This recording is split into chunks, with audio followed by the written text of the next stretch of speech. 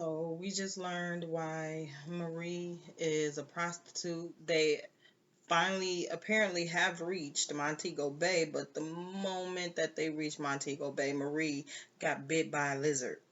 And so we don't know if she's gonna live or die. And Flambe is he's trying to help her, but he's torn because he wants what he wants, and he's a pirate, and he's trained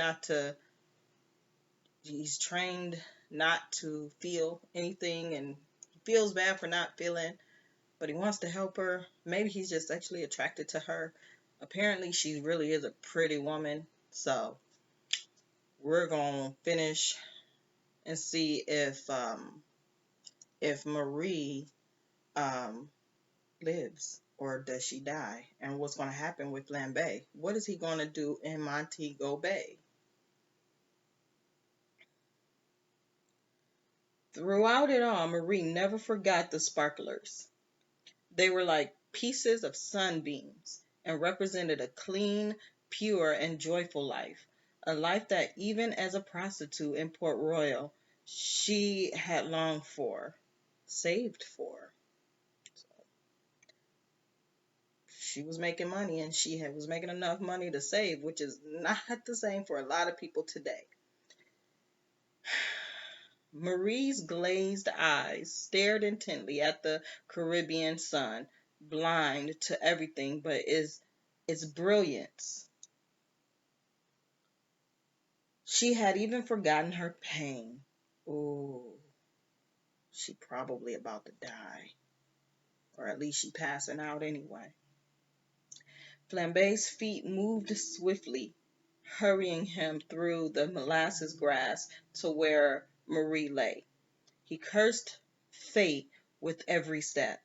When he reached her, he was aghast to find her eyes open, looking directly into the sun. Marie, close your eyes. She seemed not to hear him. He knelt down and with his free hand gently closed her lids. Do you want to make yourself blind as well? He said softly. How he know she not dead? Then he applied the resin from the lignum vitae to her wound, tore another piece from her ragged skirt bottom, tied it around her and ankle to hold the resin in place, and picked her up in his arms to carry her through the grass to the shade of an ackee tree. Flambe sat down next to Marie and cradled her head in his lap, lightly fanning the breeze above her with his broad hand to keep insects away. The next few hours would tell whether she lived or died. He looked down at her face. She was sleeping now, and wondered at the beauty of it. Even in her worn and weary state, Marie resembled not a prostitute that starts with the W, but a fine lady at rest.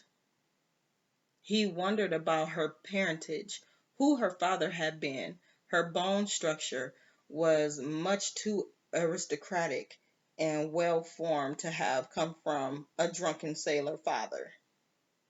Then there were her mood, personality, and spirit, which were certainly not those of a typical prostitute. Marie had a quality and a kind of sensitivity that set her apart from the other prostitutes that start with the W of Port Royal. Why had she traveled so far and sunk so low? So I'm thinking most likely she was a criminal, but is the reason why she had traveled so far. But she just described to us how she had a hard life. Sometime after she had her fourth birthday, things started to go down, but she didn't look like she had a hard life. It's almost like how black don't crack. um, but what else could she have been? She was neither educated nor married, and had no money of her own. All she possessed was her beauty. In any other city but Port Royal, Marie would have been pursued by every wealthy unattached male. Um, unatta- Unattached male undoubtedly would have married advantageously. Well, he, Flambe, would see that she fulfilled that promise. He would take her to wife. He just decided that he was going to marry her. He just looked at her and just was like, I'm going to marry her. The pirate had been looking for a woman like this for a long time, and a woman who could share his ambitions for a better life and who would be a helpmate in every sense. He just decided he gonna marry her. So Flambe sighed heavily. Perhaps it was not meant to be. After all, she could die. He smiled slightly at the irony of it. Yeah, the irony of, well, he's just decided that he's gonna marry her. They made it all the way there, and now she's gonna die. I mean, you would make it all the way there. You go through all that. You survive all of that just to get bit by a lizard and die. Life, right? They were no near and yet so they were so near and yet so far away.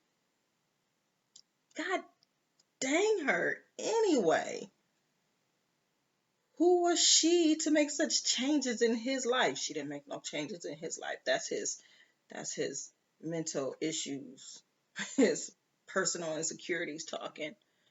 Flambe abruptly moved away from Marie, letting her head fall on the ground. He stood up and brushed himself off. He had decided to leave Marie. Let her not interfere with my plans anymore. He turned and walked from the ackee tree to the sea. He was reasoning with himself. She wasn't really a part of his plans for the future, plans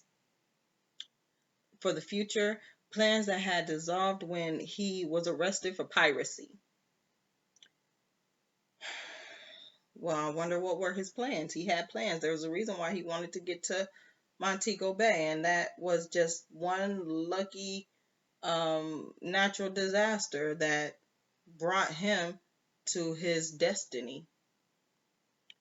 He had been doomed to be hanged, but then fate or nature or God had stepped in and destroyed Port Royal. In doing so, it had freed him and Ben. What made them take the route that passed Marie's garden house? The pirate was a believer in destiny.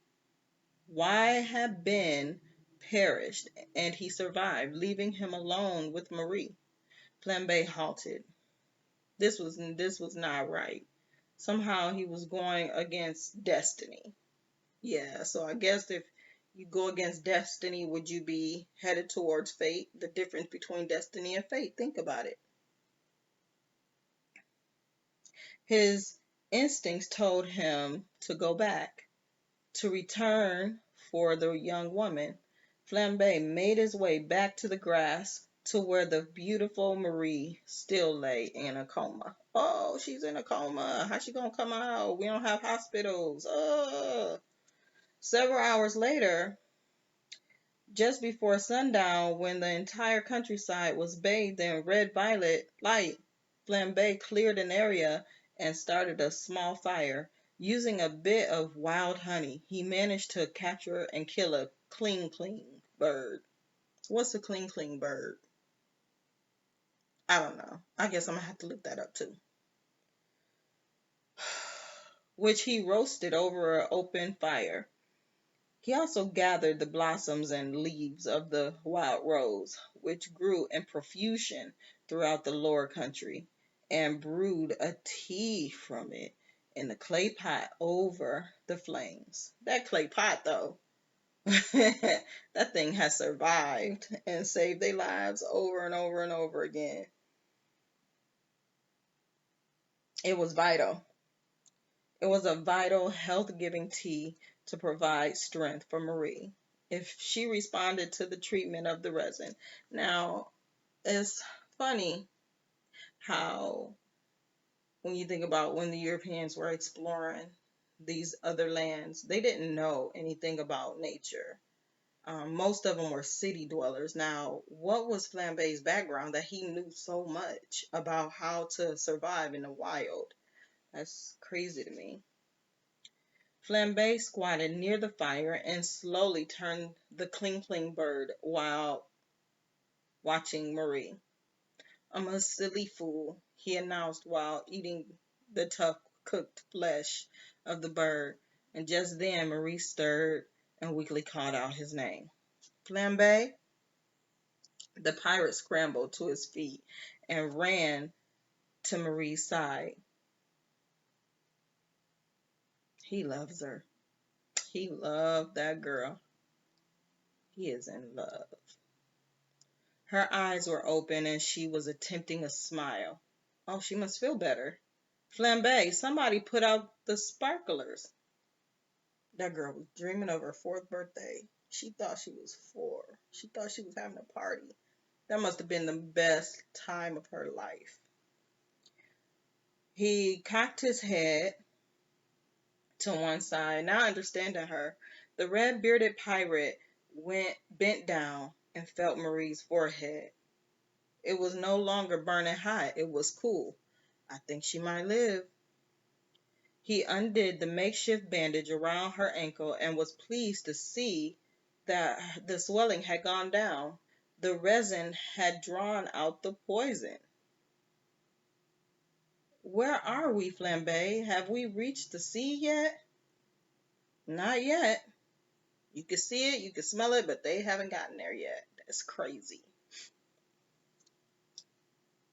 "Not yet, Marie, but we will." "When will we see the sea again, Flambe?" "Perhaps tomorrow, love." Oh, he called her love. He's so soft-hearted. Look at him. "Now I'm going to help you sit up. I want you to take some tea." "Tea? Is it sweetened?" She's such a brat. "Yes, with wild honey." Hmm. I need to go to Jamaica for real. Like, find some wild honey. Where you gonna do that at? Where they do that at? That sounds lovely. Flambe poured some of the tea into a small wooden bowl, added a drop of wild honey, and stirred it with his finger. Ew. No soap. He ain't bathed. Ugh. Germs. He carried it to Marie and held it to her lips while she sipped. This is nice. Is it an English tea?" "No, Marie. It's funny. All the English teas came from China." No, Marie, but it was brewed by an Englishman." That's so corny. That's so corny. Marie drank most of the tea and fell back against the trunk of the ackee tree in exhaustion. "Lord, I'm tired, Flambe. It's been such a long journey, hasn't it?" "Yes, it has." Flambe was struck by the fact that Marie didn't remember being bitten by the galley-wasp. "It was just as well. Rest now, Marie. Sleep and dream of angels." He bent forward, kissed her lightly on the forehead, and made her comfortable on the ground. Then he added twigs to the fire, laid down next to Marie, and fell asleep himself.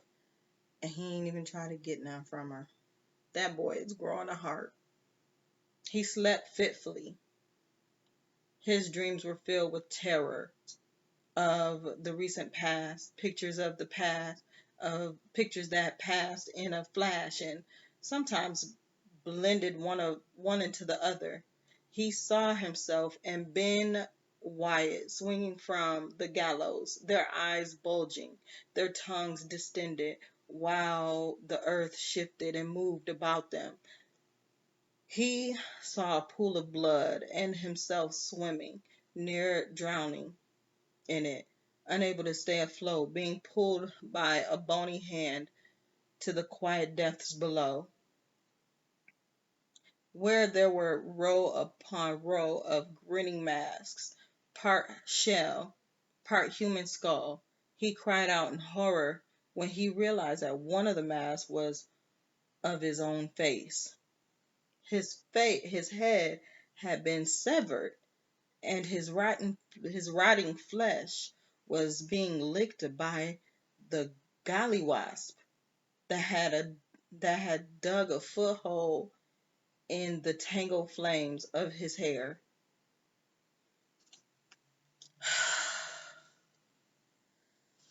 They really need to make movies of these books.